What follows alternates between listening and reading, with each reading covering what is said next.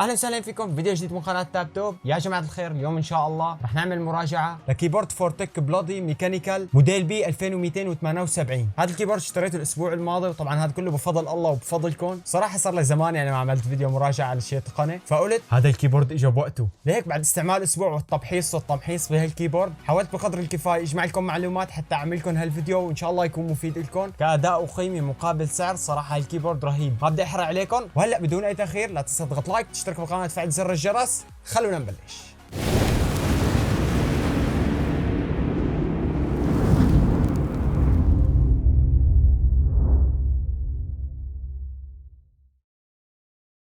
بداية الكرتوني بتيجي مثل اي كرتونة كيبورد تاني، مكتوب عليها الميزات والخصائص تبعت الكيبورد.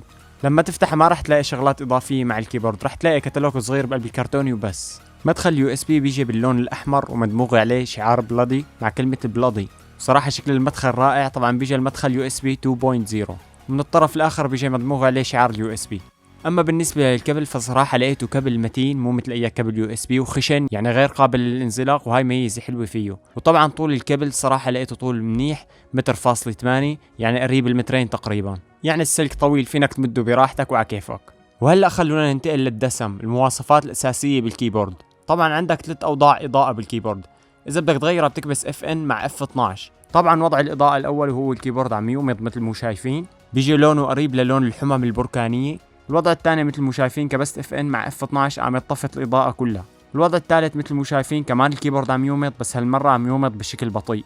يعني فيه 3 اوضاع. اول وضع هو عم يومض بسرعه كبيره، الوضع الثاني هو عم يومض على البطيء، والوضع الثالث وهو شغال الاضاءه باك لايت بشكل مستمر. كل ما كبست كبسه كنترول مثل ما شايفين من فوق شعار بلادي بيتغير اللون تبعه. طبعا في 3 اوضاع، احمر واخضر وازرق. طبعا هاي الاوضاع اكيد مو بس لون، لا هاي اوضاع انت بتغيرها وبتخصص كبسات الكيبورد. فلما بتيجي وبتكبس كبسه كنترول بيتغير لون شعار بلادي، فبيتغير مع وضع الكيبورد والكبسات اللي انت مخصصها بالبرنامج الخاص بالكيبورد. وهلا بدنا نحكي عن الميزه الجميله الكيبورد يلي صراحه عجبتني، يلي هي الجيم مود. بمجرد ما تكبس اف ان مع اف 8 بتشغل وضع الجيم مود. طبعا مثل ما شايفين حرف الجي جنب شعار بلادي، اشتغل الضوء تبعه وصار باللون الاحمر، يعني ميزه الجيم مود اشتغلت. لما فعلت هذا المود فخلص زر الويندوز ما عاد يعطي ولا كبسه، وقد ما كبسته خلص ما عاد يشتغل ابدا ابدا. صراحه هاي ميزه كثير رائعه وعجبتني. بمجرد انت عم تلعب لعبه مثلا مثل فورتنايت فيها بناء وفيها كبسات كثير، فبالغلط بتخاف انك تكبس على زر الويندوز تطلع من اللعبه. فالصراحه هذا المود كثير عجبني، انه خلص بس دخلت على اللعبه وشغلت هذا المود فزر الويندوز تعطل، يعطيك العافيه قد ما كبسته ما عاد يعطيك شيء. اذا حابب تلغي وضع الجيم مود رجع اضغط اف ان مع اف 8 وهيك بيرجع بيشتغل زر الويندوز.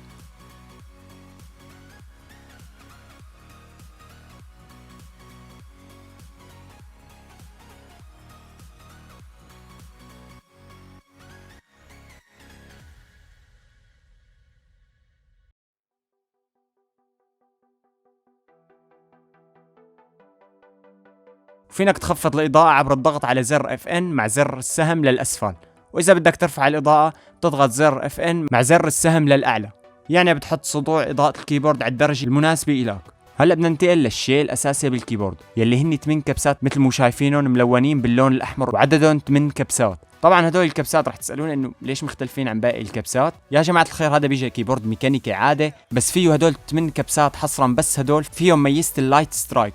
ببساطة شديدة هاي الميزة بتختلف عن الكيبوردات الميكانيكية العادية، انه الكبسات الميكانيكية العادية بتجي راسور، ولما انت تيجي تكبس الكبسة فالكبسة بدك تنزلها على الاخر وانت عم تكبسها، ففي قطعة بتدق بقطعة وبتعطي الامر لجهاز الكمبيوتر. طبعا هذا الشيء بصير باجزاء من الثانية. سرعة كبسات الكيبوردات الميكانيكية العادية بتيجي حوالي 30 ملي سكند، اما هدول الكبسات بيجوا بميزة اللايت سترايك. ببساطة شديدة هون ما في قطع بتلمس ببعضها، لا هون في ضوء ليزر تحت كل كبسة من هدول الكبسات، فانت بمجرد ما تكبس الكبسة فالزر بيقطع ضوء الليزر، بيعطي امر لجهازك انه هو اخذ الكبسة. طبعا هاي العملية كلها بتاخد 0.2 ملي سكند، يعني الزر لما تكبسه بتحس حالك اشبه لللمس، كأنك ما عم تكبس الزر، كأنك عم تلمسه لمس. طبعا كبسات هذا الكيبورد بيجوا من نوع ABS، وبيجوا بنسخة بلو سويتش. يعني الصراحة الكبسات بتسرع صرع للأسف لأنه الزرار تبعيتها بلو سويتش. في نسخة ثانية للكيبورد بيجي بريد سويتش، وأنا بنصح فيه للستريمر وللناس اللي بتسجل فيديوهات إنه تاخذ نسخة الريد سويتش من هالكيبورد أحسن لها مشان الصوت إذا كانت تتضايق منه. أما أنا مني وعليه ما مشكلة. وهلا رح سمعكم الفرق بالصوت بين كبسات الميكانيكية العادية وبين كبسات اللايت سترايك.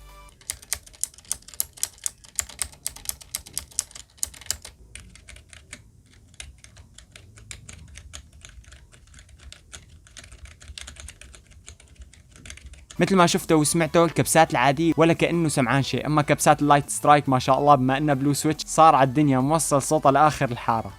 اما من الاسفل مثل ما شايفين بيجي على الاربع زوايا 4 ربرات، حتى وانت عم تشتغل على الكيبورد ما يتحرك معك. هو بكل الاحوال الكيبورد ما راح يتحرك معك لانه اصلا صراحة بيجي وزنه تقيل، وزنه 900 جرام. صراحة الكيبورد اللي قبله يلي عندي كان صيني وزنه 250 جرام، يعني عن جد لما تمسك هذا الكيبورد بتقول فرق شاسع. مثل ما شايفين بدلوا القواعد المتحركة اللي كانت تنفتح وتتسكر من الاعلى حتى ترفع الكيبورد من الاعلى، بدلوها بقاعدة ثابتة مثل ما شايفين على طول الكيبورد. صراحة هاي نقطة بتنحسب لفورتك لانه جميع ارجل البلاستيك كانت تتكسر معي دائما بكل الكيبوردات، فانه تيجي قطعة مدمجة هيك ترفع الكيبورد بكون احسن لانه اكيد ما راح تنكسر معك. وطبعا بالنهاية في سوفت وير خاص بالكيبورد، بتروح على جوجل بتكبس فورتك بلودي، بتروح على اول موقع بيطلع لك بلودي اوفيكال ويب سايت، بعدين بتضغط على داونلود مثل ما شايفين تحت بالاسفل، وبتروح على السوفت وير المكتوب عليه كيبورد، بتحمله حجمه حوالي 19 ميجا. بعد ما تحمله بتفتحه، بتستنى شوي، طبعا انت بتكون واصل الكيبورد، بتلاقي الكيبورد لحاله فصل ورجع وصل، بعدين بيكتب لك مثل ما شايفين بالصورة كيبورد هاز بين اكتيفيتد، يعني البرنامج مشي حاله تعرف على الكيبورد. صراحة كنت حابب اشرح عن البرنامج بس لما فت عليه لقيت فيه تخصيصات كتير وفيه كتير ميزات وخصائص، اذا بدي اشرح صراحة الفيديو راح يطول كتير، فليك قلت خلي البرنامج الخاص بالكيبورد اعمله لفيديو لحاله، لان صراحة بده فيديو لحاله لكتر ما مليان خصائص وميزات تقدر تغيرها بالكيبورد. بصراحة أنا قريت على الموقع تبع فورتك بلادي إنه هذا الكيبورد ضد المي، بس ما جربته أبدا وما بدي أجربه، بجوز إني عم ببالغوا بس ممكن يكون كلامهم صحيح. صراحة جودة البلاستيك بهالكيبورد بتيجي كويسة من نوع الفايبر، يعني مو حيلا بلاستيك ويلا، لا بالعكس تماما، بلاستيك سميك جدا ومقوى ومتين، احساس اللمس فيه اقرب الى المعدن. وبالنسبه لرايي يا جماعه الخير، انا صراحه بنصح بهالكيبورد لانه سعره يعني قليل بالنسبه لكيبورد ميكانيكال. حاليا يعني اقل كيبورد ميكانيكال بتاخده ب $50 وماركته ما أنا معروفه، اما هذا ماركته معروفه فورتك. يعني لهلا بتذكر من شي حوالي 3 سنين كان عندي كيبورد فورتك عادي مكب عليه كاسه ميه كبيره، انا قلت خالص للكب صار الكيبورد، والله فصلته رحت نشفته شغلت ساعتين ورجعت وصلته ولا صار له شيء. يعني انت اخذ ماركه معروفه، وماركه الفورتك كثير معروفه صراحه، وفوق هيك مو بس فورتك، لا فورتك بلودي، يعني اخذ ماركه شغل كبيره، مو مثل انك تروح تاخذ والله كيبورد صيني ميكانيكال يا فرحته وبعد شي شهرين ثلاثه تلاقيه بلش يقل اداؤه معك. اما هذا خلص هلا ولا بعد 4 سنين خلص نفس الاداء عم يعطيه. لهون بنكون وصلنا لنهايه الفيديو. اذا عجبك الفيديو واستفدت منه لا تنسى تعطينا لايك، اشترك بالقناه وتفعل زر الجرس. كان معكم اخوكم عبد الرحمن من قناه تاب توب، نشوفكم فيديوهات قادمه على خير. سلام يا وحوش.